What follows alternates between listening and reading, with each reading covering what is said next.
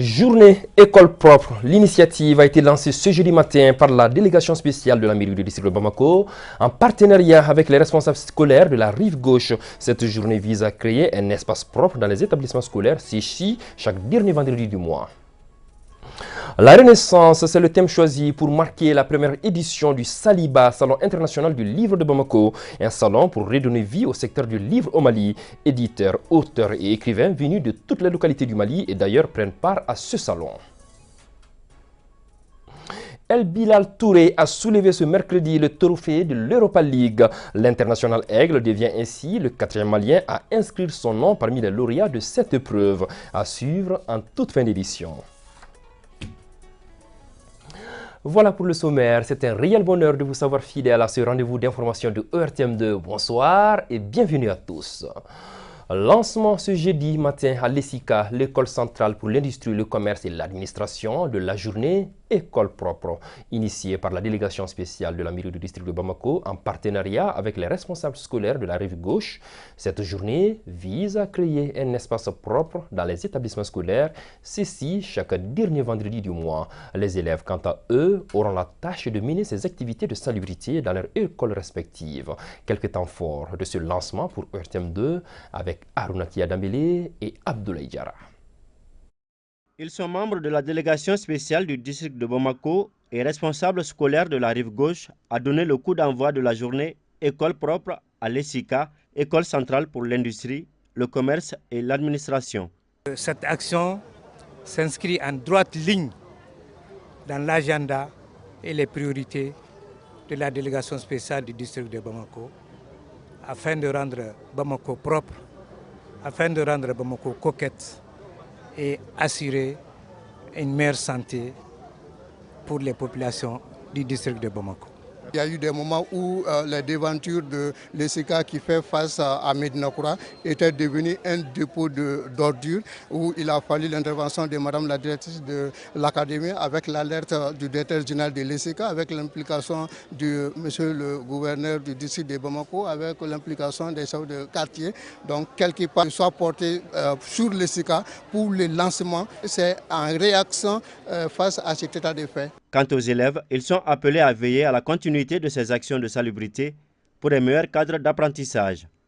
J'aimerais laisser un message à mes camarades de ne plus jeter les ordures dans la cour, mais plutôt dans les poubelles et de veiller à la propriété de leur classe. Nous pouvons rendre propre notre école.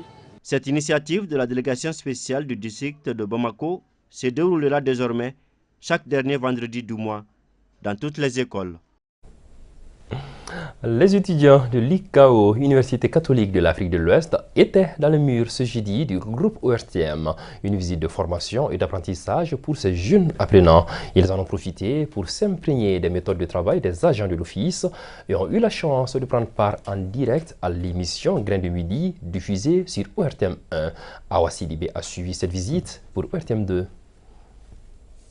Ils sont plus d'une trentaine d'étudiants à visiter l'ERTM aujourd'hui.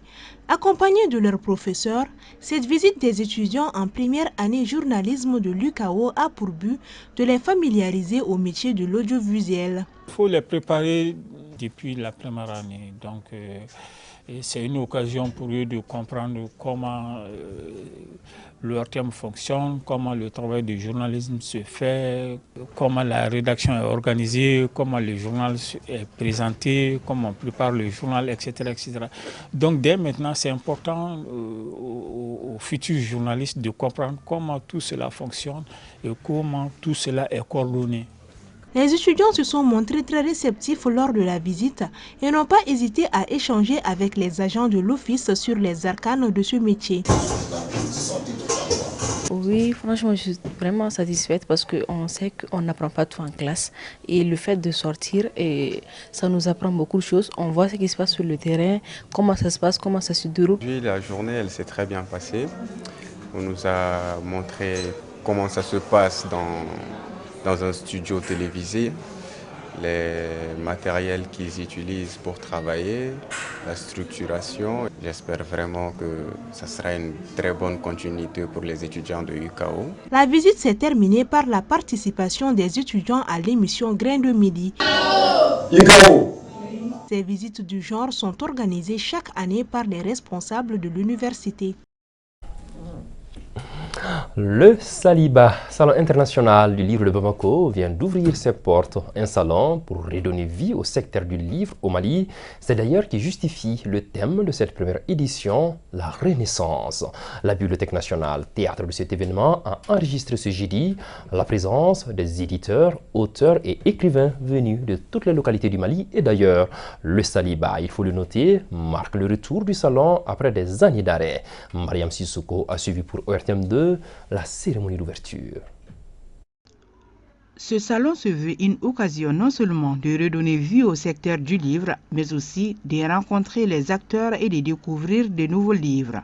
Pendant 5 jours, il va servir de cadre pour la promotion et la vente du livre. Ce rendez-vous intellectuel est initié par une commission composée notamment d'éditeurs, d'auteurs et d'écrivains. L'objet de cette rencontre, c'est d'abord de montrer au monde que le Mali a une production abondante, une littérature foisonnante, des écrivains, des éditeurs, un public lecteur passionné et dynamique.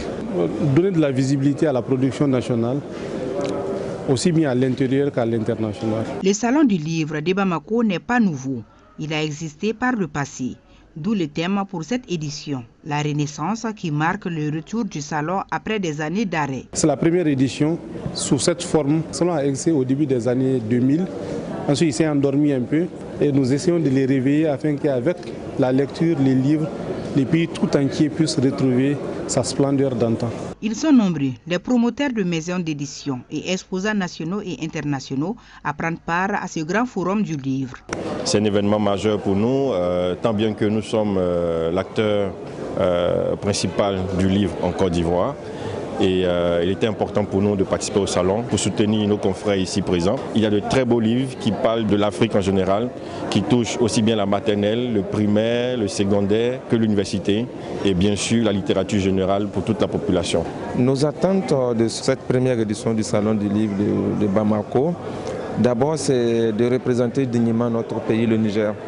Montrer aux Maliens et à tous ceux qui participent à ce salon qu'au Niger, on a une littérature très riche, une littérature très belle qui mérite d'être connue aussi. Nous sommes venus pour défendre la littérature nigérienne et l'autre attente, c'est de pouvoir vendre nos produits en tant qu'éditeurs, se faire connaître davantage, chercher des écrivains, accompagner les manuscrits des écrivains qui dorment aujourd'hui. On a trouvé que c'est très intéressant vraiment pour les enfants. Et les enfants aussi ont beaucoup aimé vraiment. Cette édition intervient à un moment où le coût de la production du livre et la baisse du marché impactent négativement le secteur du livre. À l'issue de 2 mois de formation en design et sculpture en bois et pierre, le laboratoire des arts collaboratifs de l'ASSA vient d'organiser une cérémonie de remise d'attestation aux stagiaires pour leur réussite. La rencontre a regroupé des artisans et hommes de culture. Aïssata Ditkumbakane. Grâce à la créativité et à l'innovation de Souleymane Dissibiri Sangari, élève à l'Institut national des arts, il est devenu un professionnel de l'art. Il vient d'être honoré par une attestation de fin de formation délivrée par le lac de Lassa. On a fait ces œuvres-là pendant 2 mois. Après, ici, je voulais continuer mon aventure parce que mon ambition même, c'est d'être un grand artiste. Parce qu'arriver ici au lac, laboratoire des arts collaboratifs m'a permis de travailler avec beaucoup d'artistes qui ont des noms renommés. Donc, je voulais ensuite les surpasser même sur les noms. Cette initiative du lac, qui permet aux jeunes de se perfectionner en art, est largement encouragée par les acteurs de la culture. L'expérience que j'ai acquise pendant près de 50 ans, eh bien, je suis en train de la transmettre aux élèves, aux étudiants, et tout en leur confiant aussi les chemins par lesquels je suis passé. Cette formation déjà, c'est un pas entre la vie socio-professionnelle et vraiment la vie professionnelle. Donc, ça a été une formation très bénéfique pour ces élèves-là. Et je leur demande vraiment de mettre en exerce ce qu'ils ont appris ici. La cérémonie s'est conclue par une visite des ateliers de formation et la remise des attestations aux participants. L'association Akiliso vient de lancer les activités du Grand Slam national. Cette troisième édition est prévue du 19 au 21 septembre prochain.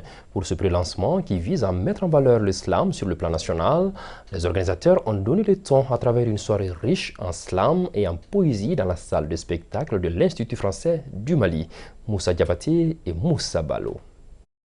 Mais le rapport des titans ne provoque pas la colère des cieux.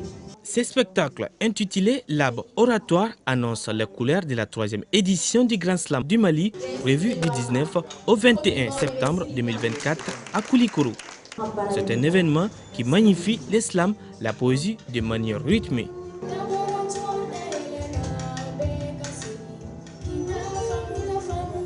Véritable régal pour les amoureux d'islam et de la poésie. C'est waouh! En tout cas, c'est un très bon spectacle. Comme ils l'ont dit, c'est un début de spectacle organisé et c'est un spectacle réussi. Vraiment, on l'a apprécié. C'était bien préparé, tout, la mise en scène, les slameuses et puis la projection du film aussi. Les innovations sont prévues pour l'édition 2024 du Grand Slam national selon les organisateurs. Nous allons tous se retrouver à Koulikoro pour la phase finale. C'est un moment de représentation de plusieurs spectacles.